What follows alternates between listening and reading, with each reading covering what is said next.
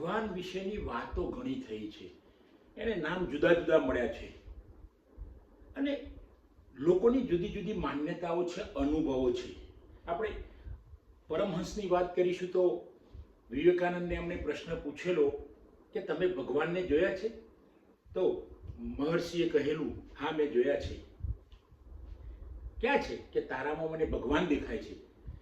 એટલે એ એમના વિચારથી, એમની દ્રષ્ટિથી એ એમણે વાત કરી, એમના અનુભવોથી એમણે વાત કરી.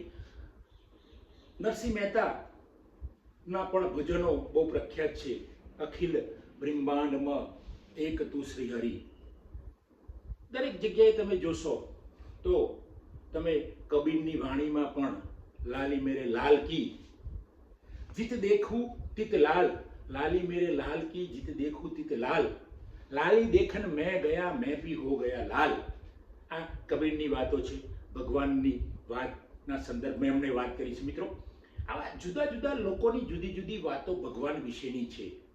અહીં ઈસવીસન પૂર્વે 6ઠી સદીમાં મહર્ષિ બૃહસ્પતિ અને ચાણક્યને પણ કેટલીક વાતો એમને એ વખતે કહેલી કે માનવીય ઇન્દ્રિયો દ્વારા જે અનુભવ થાય છે તે સત્ય છે.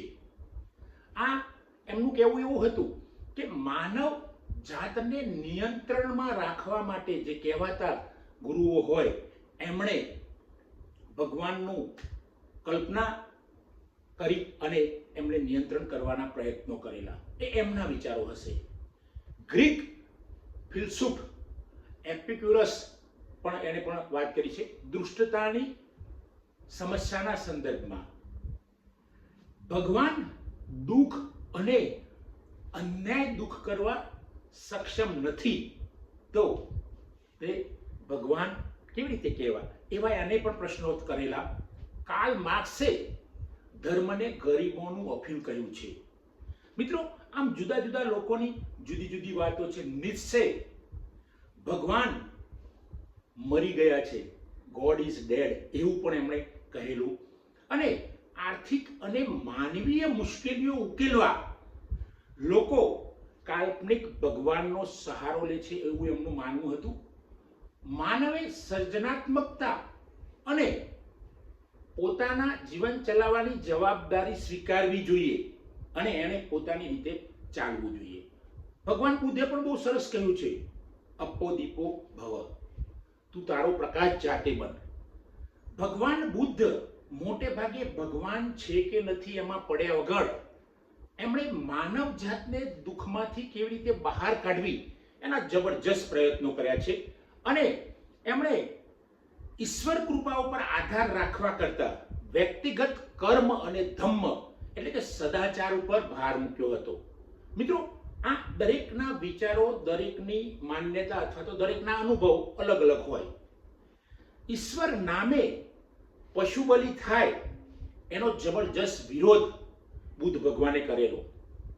કારણ કે દરેક સદીમાં જે પણ માનવો આવ્યા એ ભગવાન પણ બની ગયા, તત્વચિંતકો બની ગયા, કોઈ સાયન્ટિસ્ટ થયું. દરેકે ભગવાનના અસ્તિત્વના સંદર્ભમાં વાતો કરી છે, અનુભવો કર્યા છે. ભગવાન બુદ્ધે એ પણ કહ્યું છે કે દુઃખનું કારણ માણસની મોટી ઈચ્છાઓ, વધારે ઈચ્છાઓ અને સંતોષાય નહીં એટલે માણસ દુઃખમાં પડે છે. એમણે તો સરસ એ વખતે એમના સિદ્ધાંતો આપેલા, અહિંસા, સત્ય, અસત્ય, પરિગ્રહ, બ્રહ્મચર્ય, આની પણ એમણે વાત કરેલી છે. મિત્રો, ભગવાન છે એના સંદર્ભમાં સ્વામી વિવેકાનંદ, મહાવીર જેવા દાર્શનિકો અથવા તો ધર્મગુરુઓ આપણે જે કહીએ એ, અને આદિ શંકરાચાર્ય જેવા મહાન માણસોએ પણ કહ્યું છે કે ભગવાન સુધી પહોંચવાના માર્ગો પણ છે અને એમણે બતાવ્યા પણ છે. એટલે જુદી જુદી વ્યક્તિઓએ જુદી જુદી વાત કરી છે. વિજ્ઞાન અને તત્વજ્ઞાન પણ સ્વીકારે છે કે માનવ સૃષ્ટિનું સંચાલન કરનાર કોઈક શક્તિ છે. મિત્રો, આ બધી વાતો છે, એમના અનુભવો છે, એમના વિચારો છે, એમને પ્રકૃતિમાંથી કઈ મળ્યું હોય એની વાત છે. પણ આપણે પણ એવું માનીએ છીએ અથવા તો માનવું પડે છે કે ભાઈ કોઈ પણ સંસ્થા હોય એનો કોઈક સંચાલક હોય છે, કોઈ પણ ઓફિસ હોય તો એનો મુખ્ય અધિકારી હોય છે, ઘર હોય તો ઘરમાં મુખ્ય પ્રમુખ માણસ હોય છે.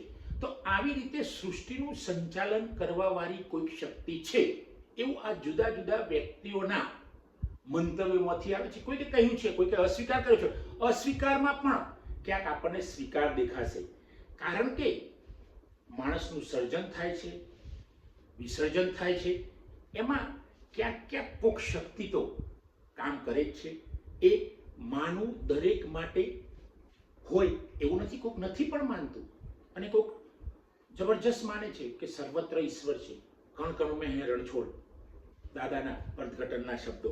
તો આવું તો બધી જ જગ્યાએ જુદી જુદી વાતો થાય છે, પણ આ જુદી જુદી વાતોમાંથી સત્ય મેં આ તારવ્યું છે અભ્યાસ કર્યા પછી કે સત્ય આચરણ કરે માણસ, કોઈનું બગાડ્યા વગર સતત પ્રવૃત્તિમય રહે અને સતત પોતાનામાં ખોવાયેલો રહે, પોતાની સર્જનાત્મક શક્તિઓને બહાર કાઢે, એ ખરા અર્થમાં એનામાં ભગવાન બેઠો છે. ઓશોએ તો એકવાર એવું કહ્યું હતું, એમની એક પુસ્તકમાં મેં ક્યાંક વાંચેલું છે અથવા તો ક્યાંક સાંભળેલું છે કે જ્યારે કોઈક સર્જક કંઈક લખે છે, સર્જન કરે છે, ત્યારે સર્જક ત્યાં નથી હોતો, ત્યાં ઈશ્વર આવીને બેસી જાય છે. તો મિત્રો, આવા દરેક મહાન માણસોના મહાન વિચારો અહીં રજૂ થયા છે. એટલે ભગવાન છે નથી એની વાત નથી, પણ કોઈક સૃષ્ટિનું સંચાલન કરે છે અને એ સંચાલક જબરજસ્ત છે, જે પલ પલનું ધ્યાન રાખે છે, જે કર્મનું ધ્યાન રાખતું હોય. અથવા તો ક્યારેક આપણને એવી દુર્ઘટના બની જાય છે ત્યારે એમ લાગે છે કે ઈશ્વર જેવું કંઈ નથી, હશે એમાં પડવા કરતાં પણ મેં આ મહાન માણસોના જે વિચારો રજૂ કર્યા છે ભગવાન માટેના, ઈશ્વર માટેના આપણે જે કહીએ, તો આ વિચારો દરેકના અલગ અલગ હોય છે મિત્રો. પણ અંતે મને સાર એવો લાગ્યો કે માણસ પોતે પોતાની જાતનો ઘડવૈયો છે. પેલી ઇંગ્લિશમાં એક સરસ વાક્ય છે, main is the architect of his own Fortune. માણસ પોતાની જાતનો પોતે ઘડવૈયો છે. જો માણસ ધારે તો કંઈ પણ કરી શકે. એ કર્મ દ્વારા, એ કામ દ્વારા, એના પ્રયત્નો દ્વારા, એ જબરજસ્ત મહેનતથી, પરિશ્રમથી, સંઘર્ષથી કંઈ પણ કરી શકે છે. અને આ બધા માણસ રૂપી આજે મેં જે લોકોની, મહાન માણસોની વાત કરી, એ લોકો અહીંયા પૃથ્વી પર માણસ તરીકે જ જન્મ્યા હતા અને જન્મીને મહાન કાર્યો કરીને નીકળી ગયા ત્યાંથી. અને એમના શબ્દો આજે પણ આપણને કાને અથડાય છે અને આપણે એમાંથી કંઈક મેળવીએ છીએ મિત્રો. એટલે આપણે સતત લાગ્યા રહીશું આપણા ધ્યેયમાં, તો આપણને ભગવાન દેખાશે, ભગવાનનો અહેસાસ થશે, ઈશ્વરની જે આ સૃષ્ટિ છે એનો પણ આપણને અનુભવ થશે. તો મિત્રો, આજે ભગવાન વિશેની વાત જે હું કરી છે એ કેટલાક અભ્યાસો પછી વાત કરી છે. અને અભ્યાસોમાંથી મારો કહેવાનો અર્થ એ નથી કે ભગવાન છે કે નથી, કોઈક તો હોય, સૃષ્ટિનું સંચાલન કરનાર કોઈક હોય. તો આ જે લોકોના જે વિચારો છે એની રજૂઆત મેં કરી છે મિત્રો.